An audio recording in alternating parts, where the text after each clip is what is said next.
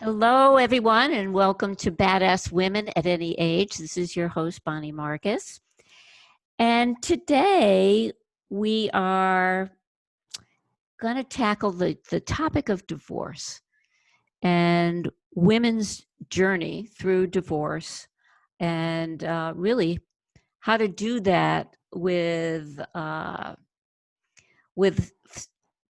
best type of support and outlook for not only your current emotional situation but your future.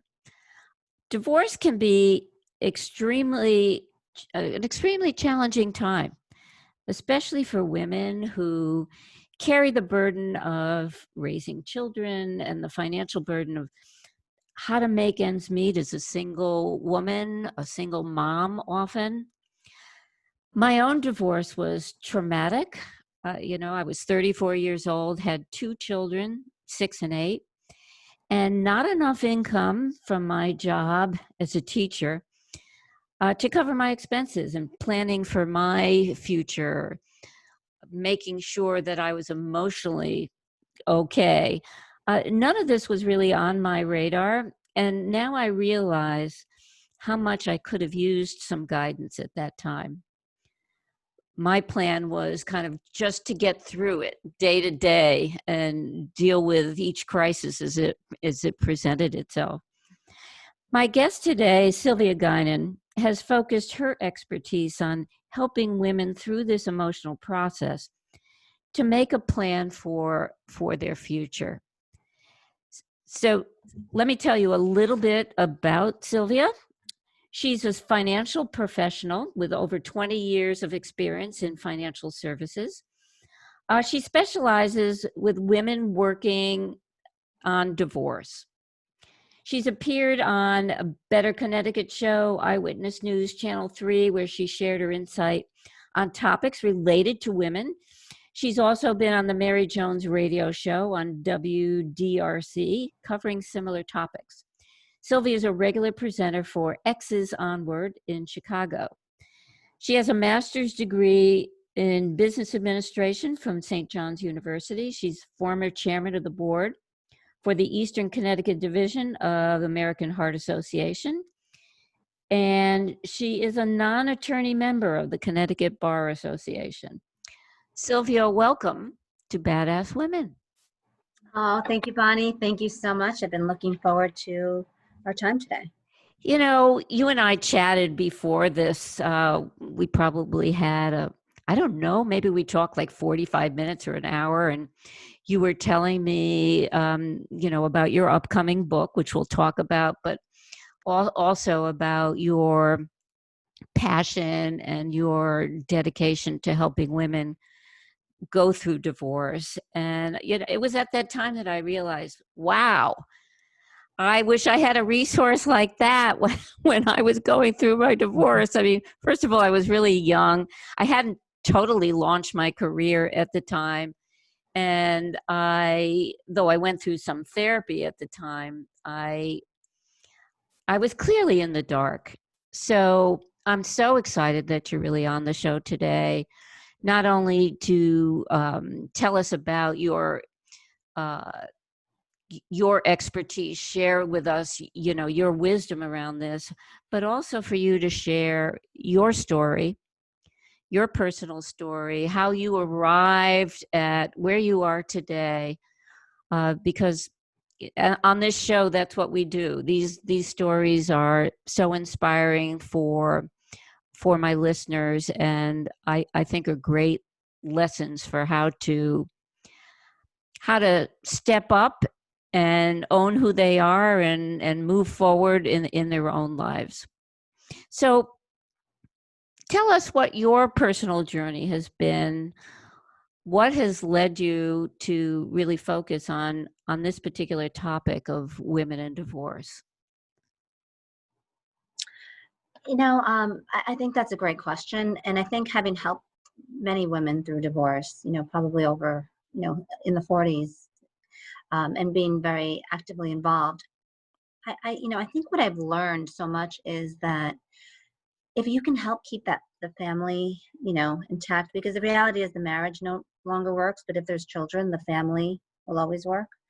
And if there isn't family, it's still, I think it's so important to try to keep that relationship, somewhat amicable. And I feel that as a society, I think, we've become accustomed to the minute we, decide that our marriage is ending, that, it was a failure and nobody wants to be associated with failure. So the next response is to try to, I think, hurt that next person, that person, your ex, or discredit that ex, or blame them, right? Make the story around them why it failed. So this way, it's not you. And what I've learned is that if we can kind of, work through that process and really kind of get a little bit real and maybe say, we were married for 16 years, 12 years of that marriage, what was great. And then we started drifting apart and, we were no longer on the same path and the marriage ended. I just think, again, you could create so much more of a peaceful outcome around it.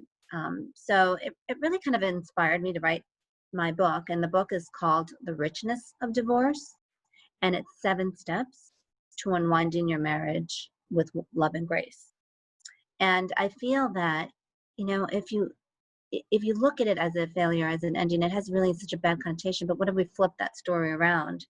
And again, instead of looking at it as an ending, let's focus on recreating our lives and make it a new beginning. Whether you're the one that initiated the divorce process or, the it was kind of thrust upon you. I think that there is a way to kind of really get a lot of growth. Hence the name Richness of Divorce. I think good things, can come out of these very, Bef- very, very yeah, challenging before we get into the meat of your practice and the advice you have, share with us how you got here. I mean, what's been your personal journey and what have you had to overcome to get to where you are today? That's a really good question. I think from a very young age, I've always had a very optimistic um, outlook, and I think I've always been told you're so strong, you're so strong, you're stronger than you know. And I always felt really like I really did. I had been thrown a lot in my life and really navigated through it, you know, quite well. I mean, definitely had some hard times, but have always grown from it. So I really kind of always wondered, well, how am I really gonna, give back? What should I be doing with this? And my journey, I started from college. I was a marketing manager for one of the top law firms in New York City, and then I went for my MBA, and I was um, invited over to another firm to become their marketing director. And I felt that that really wasn't really kind of tapping into my full potential, and then decided to become a financial professional, and I did enjoy that very much. But in working with people, I really found that I really loved being with people that are going through a difficult phase in their life, and I was comfortable holding space for them and being there.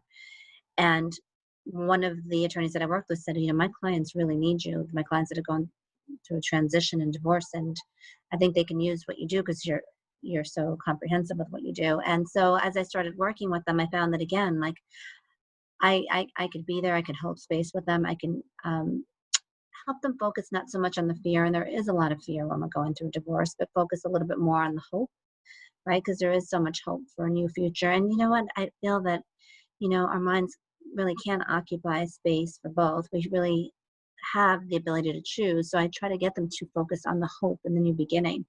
And I loved it so much. And as I started helping women transition through their divorce, it became really clear that like I finally found my meaningful connection to what I wanted to do with my life, with my gift. And I have to say, you feel almost like it sounds silly, but almost like a proud parent or a proud sibling or a proud family member, because you become so close to somebody that's letting you in and sharing this very, very difficult, painful process, the good, the bad, and the ugly.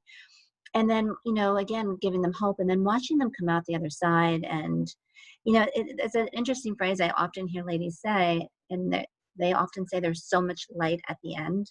Mm. Um, because I host women lunches, women Valentine's Day lunches, where I invite my ladies that have been through transition, and we all honor each other in our process. And and I have ladies who are thinking about it that attend, ladies who are in the middle of it, ladies who have just divorced, and ladies who have been divorced for a long time and recreated their lives. And it's so positive. It's such a kind of lift as you climb because everybody's so willing to share their stories and help the next person. But it's even so inspiring to see how the ladies even appreciate each other and the growth that they see among the women sitting around the table. Well, I love that. And of course, I'm thinking I was the only one I knew at the time who was getting a divorce. And I remember my kids were getting some support at school, but they were the only kids in school who were going through a divorce. I mean, so it can be isolating, and I think it's wonderful what you're doing, bringing women together to support one another. But you know what when you're talking about your story and recognizing what's really your gift and what you bring to the women that you help, it's this optimism that you have. It's you know because I think women, certainly during this kind of times, which can be really traumatic, you making a space for them and sharing that optimism with them is a powerful thing, really powerful thing. um, so you've been helping women through this process for a while. What would you say have been some of the major things you've learned about women, and I guess and their challenges, really? That's a great question. I think that um, probably one of the main things that I learned, and then, actually even, you learn so much by seeing too, but I think so many times as women, we lose our voice in relationships. I think we so much want to be the pleasers, the caretakers. We so want to be loved. And I think a lot of times too, we're afraid to ask for what we want. And when we do ask for what we want, if we don't seem to be receiving it from our partners, we just shut down and we stop asking. So, you know, um, I really feel, and I'm really into the chakras and I talk about it a lot in the book. Each chapter pertains to one of the chakras, but I feel that like our throat chakra gets closed and we get so closed as women. And I will tell you, I mean, I have, friends that I've helped through this that, one of them was, one of the heads of HR for a major Fortune 500 company. I mean, she is a powerhouse. And when she would share, you know, um, how she would almost get, shut down, or she felt her voice was so quieted in her relationship. So it doesn't matter, whether you were a stay-at-home mom or whether you were running a Fortune 500 company. It is really interesting to me, the dynamics of voice. And I would say that the second thing I learned is how important it is to have boundaries. As women, again, I think we so want to be loved. I think some of us don't set boundaries. Some of us set boundaries, but then we don't really hold them because we don't want to upset anyone. And I think that also really allows us to give away power, which we really don't want to do. And I would say that the third thing that I really learned is, in most relationships, I think, when you see what happens is, I think that, the woman wants to be loved and the man wants to be respected. And the minute she stops feeling loved, she's not really respecting him. The minute he's not respecting her, I mean, he's not feeling respected, he's not loving her. And it's like this vicious circle. And I read this amazing article that it was actually shared to me by a dear friend that I had helped through divorce. And it's by, his name is Brian Reeves, and it's called Choosing Her Every Day. And the article is about how he married this woman, and for 5 years he loved her, and he loved her, her laughter, her beauty, her intelligence. And slowly as the years went on, that he started choosing her less and less, and every day he didn't choose her. And then she started to become angry and resentful, and soon enough, the marriage deteriorated and it ended. And one of the things he says is that, if now moving forward, he looks at it and says, he had this beautiful plant, a flower that he had on his table, and he was watering it in the beginning and then didn't continue to water it and it died. Yeah. And how important it is, right? No matter, who you're with, to make a conscious decision to choose them every day. And that maybe a day or two can go by when you're not making a conscious decision, but no more than that. Because, the thing is, the minute we stop choosing that person is the minute I think really quickly things start to unravel. And hence, our mother's always telling us marriage is a lot of work. I mean, and when I had my naive glasses on, I was like, "Oh, mom, you're so like negative, really." Mhm. And now you see, I mean, it really is a lot of work, and it has to be a choice, and it has to be a choice that's made by both partners. By both partners, because sometimes we do get overwhelmed raising our children, and we need to know that we also need to choose him every day. It's it's such a difficult balance. Um, Truly is. what what types of mistakes do you see women making through the divorce process? So, I don't want to go into really why marriages fail, why relationships fail necessarily, but once a decision's made, uh, and it's a difficult one to make, um, to end a relationship like that, what mistakes do you see women making? I see that many times they really kind of hold it in, and they're not really sharing everything. They're still a little bit in denial. You know, uh, One of the divorce attorneys that I had worked with, um, I finally got her to confide in me that she was going through her own divorce, and she shared with me like she couldn't even tell her doctor. She was at the doctor's office, and when she was filling out her form, you know how they have you update the forms, Hmm. and she didn't want to check off the divorce box. She's like, I just didn't want to talk about it with anyone. So I think, again, I think if we're able to kind of share and have, some confidence and, be clear on where we are in our journey. I think too, many times, and again, I think it's kind of a society thing that this person, your former spouse all of a sudden turns into the enemy.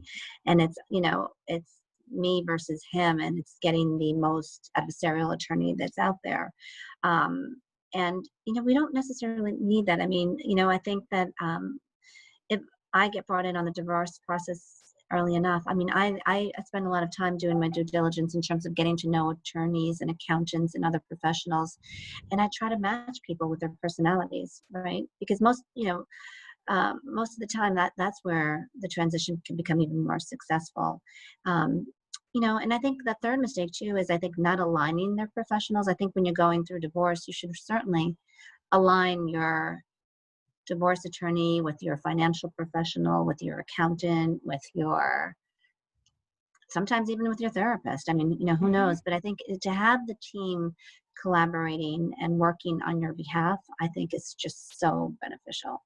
Um, So it and sounds then like putting a team together, the really. team, yeah, yeah, the divorce team, and I think it's a lot of times to not necessarily again going for the first person you meet, really doing your due diligence and making sure because this is going to be your team, other than the divorce attorney who you probably hopefully will not need much more after the divorce, but the rest of the team you will be engaged with, on an ongoing basis. So you really want to like that team.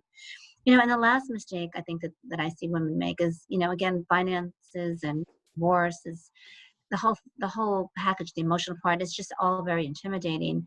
So a lot of times they'll pick someone that tells them what to do or how to do it. And the most successful women I've seen navigate through this process have really rolled up their sleeves and wanted to be more educated and didn't necessarily just count on the professional steering them. They really wanted to understand.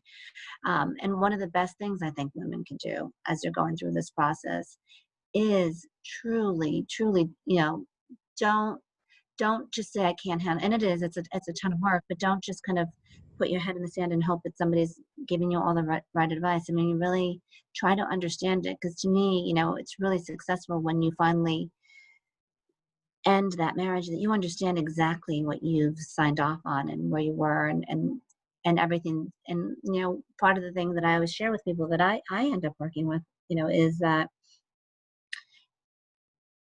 we'll work as hard as we can. We'll get educated. We'll have you understand. But once it's done, you know, let's let it be done. So let's have done the work, and then once we agree to move forward, let's move forward. I don't want to be stuck on what could have, should have, would have happened. Mm. I want you to really focus your energy on where you're Where you're going. going.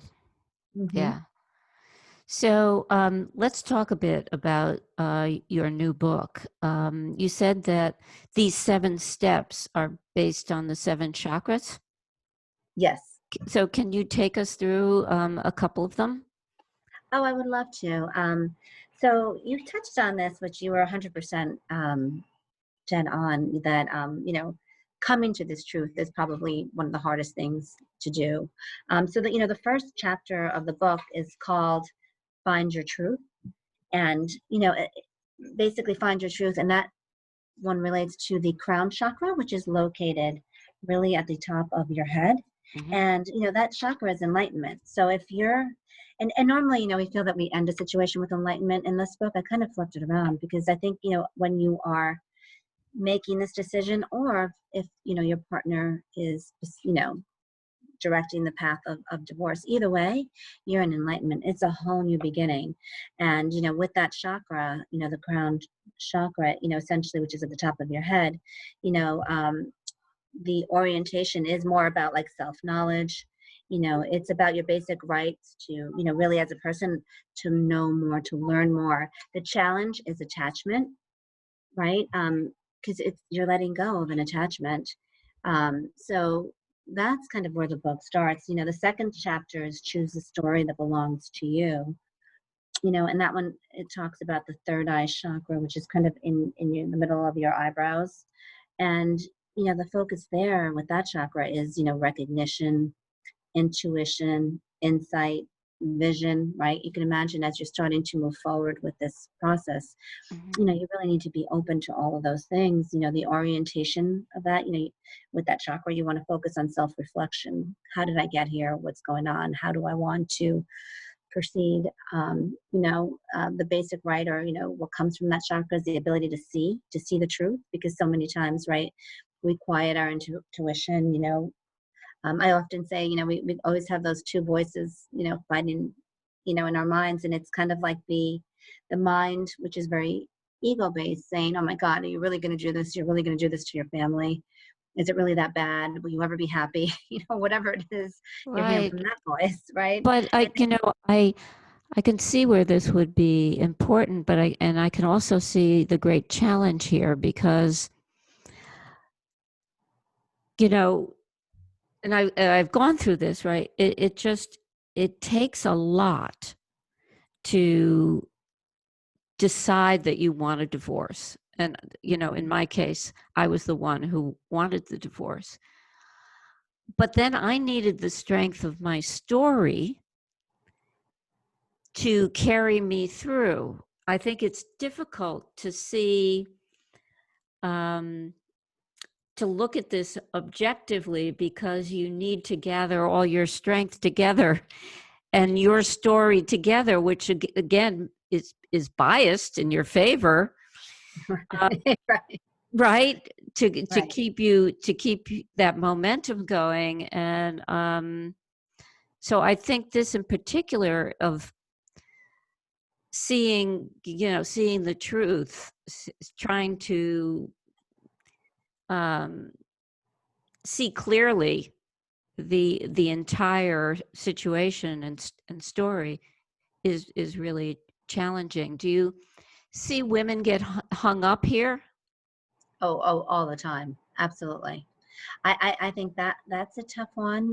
And then the third chapter, which is, it's called Conversations, and it's about how you both communicate your intentions regarding unwinding your marriage, how that'll set the tone for your future. And then that one's related to the third chakra that Your I discussed, voice. which is there, right? Your voice, your throat chakra. So I think that those two are really the most difficult. And it is so hard, right? Because you're always looking at everything from your lens. Um, so when we're talking about the third eye chakra, the intuition, it is, yeah, I think that is when you need to get quiet and mindful and meditate, and I think almost release judgment, right? Because I think we so want to label right or wrong, good or bad.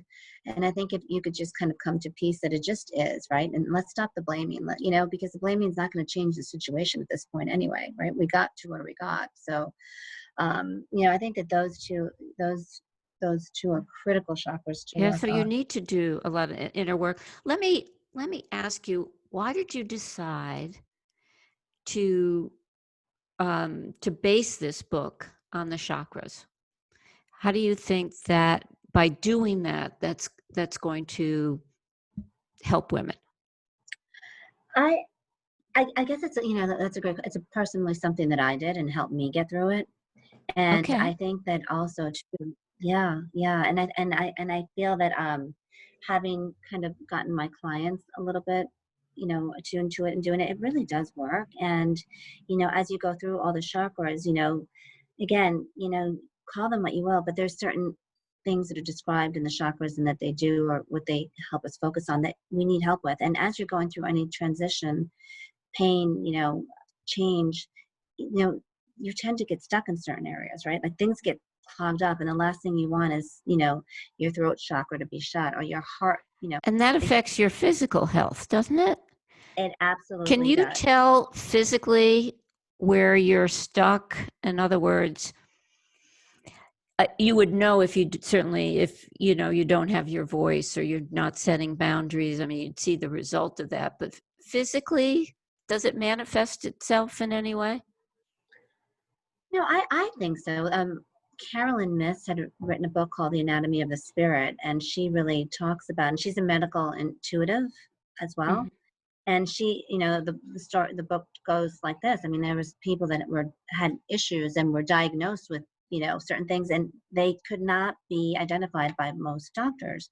And when she would talk to them, she would ask them about certain traumas or things that they'd been through. And as soon as she figured out their story, she was able to say, aha, this probably has to do with your throat chakra or your heart, this is what you probably have. You should have the doctors look at this. And sure enough, that's what it would be. So I don't know about you, but I mean, I truly believe that we carry stress in our body and how we go Oh through yeah. this, right? And we obviously don't intentionally want to hurt ourselves, but we do. If we don't get quiet, we don't meditate, we don't do the work, we don't try to clear those areas that need clearing. So when somebody reads this book, when they get through the seven chakras, I mean, what's your intention for them? Where do you hope that they will be having gone through this process? I hope that what that they get out of it, and I talk a lot. I make a lot of analogies in the book too to nature, that they realize, because I think one of the common things that I always hear when somebody's going through a divorce is, oh yeah, but you don't know my stuff. you know, he's Hmm. he's that he's very that wouldn't work for me, or I we couldn't have a peaceful process because that's not who he is. And the reality is, we have more control than we think. And while we may not be able to change the way that they navigate through the process, we have 100% control over how we navigate through, and we can choose peace, right? And the analogy that I give, it's almost like going to swim in the ocean, right? I'm a big ocean lover, so I use that as an analogy. But we can learn so much from nature. If I'm only going to swim up top, right? The reality is I'm going to be at the mercy of the weather. If it's a nice, beautiful, sunny, calm day, I'm going to have a nice, calm swim. If it's stormy out, I know I'm going to have some rocky seas and I'm going to get splashed and tossed. And it isn't till I actually dive in deep where I find that stillness, right, and the quiet, right, and the peace. And it's the same thing in the divorce. They're going to be reacting. So it's almost like, you're going to be in that stormy day if you allow yourself to, but you don't have to have somebody, set you off. You can choose peace. Not easy. I will agree. It's not easy. I mean, even through my own process, I mean, there was times that I mean, I really had to take a couple deep breaths and walk away, but I was always glad I did. And I think what I learned through the whole process is you'll never regret when you kind of take a deep breath and you come from a place of love and grace. And you'll normally always regret when you kind of blow up or say something hurtful or do something, because it's really, truly not our nature. It's not really who any of us are, who we want to be. Yeah. And especially if there are children involved, because unfortunately, they, very often get caught in the middle, and it's really hard to avoid that. I think it takes tremendous discipline, self-control, uh, to be able to not only manage your own emotions for your own sake, but for your entire entire family. If a woman is, say, contemplating divorce or headed in that direction, I mean, at what point do you advise that she start this process, start this work, the inner work? I think, as soon as you're sensing that there's something wrong, um, I'll be honest, I think that my process, took me a while. I mean, I probably for 6 years was realizing that something wasn't right. And not being able to really put my finger on it and really not wanting to, right? Because it looked so beautiful from the outside and everything looked like it was operating well, but I knew internally it wasn't. And in my own journey, and I was lucky, some of my best friends are you know, really well regarded, therapists and, healers. And I had some really cool women around me that definitely had to hold my feet to the fire a couple of times. But so for me personally, this is an interesting thing. So I couldn't decide. And I finally said it was, January 3.5 years ago. And I said, okay, I'm going to sign up for this 40 days of yoga, starting January 9th, and I'm going to do it for 40 days. And my one intention that I'm going to set is that I can get clarity on the best decision for me and my family. So what's going to be for the greater good of all. And religiously, I went every day and did my hot yoga, and we would sit in circle and we would chat. And fast forward to day 37, I'm like, oh my God, I have nothing. I'm nowhere further ahead than I started. I'm like, how could this be? And it was so interesting. So, after the hour and a half of class, she has us sit in child's pose, and she starts asking questions. The teacher says to us, do you love yourself? And, all of a sudden you're hearing people cry and get teary eyed, and they're, and I'm thinking, oh my God, yeah, I do. I love you. I'm like, thank God I love myself, right? Like, that's a good start. At least that's positive. But then I get quiet, and the next words that immediately came out was, well, if you love me, then why aren't you listening to me? Why do you still keeping me in the situation? So that's how I finally Wow. found my truth. But it really does take a lot of work. I mean, it is a huge decision. Yeah. Well, and your story, I resonate with it because my marriage also from the outside looked wonderful. I mean, I think when you have, a physically or emotionally abusive spouse, I mean, it's pretty clear that you need to do something. But Right. it's when, it's not that he's a terrible person. It just Right. it just doesn't work, and that makes it difficult. Well, I think it's wonderful, the advice and the service that you're providing for women. I mean, no matter what their circumstances uh, are going through this divorce. And I want to thank you for sharing your story today. Oh, Um, your new book, The Richness of Divorce, 7 Steps to Unwinding Your Marriage with Love and Grace, is due out July 27th. And I'm not sure when the podcast will air, but I think it should be around that time. How can people get in touch with you, learn more about your work?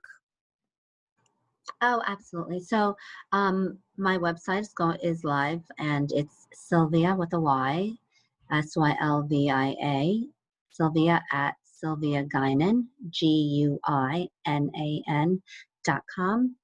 And also, they're welcome, if they Google me, you can see some of the articles I've written on the topic, and some other conversations I've had with other media channels. And always feel free to reach out. I'm happy. I really believe that as women, we need to help each other through this process, and it's all about lift as we climb.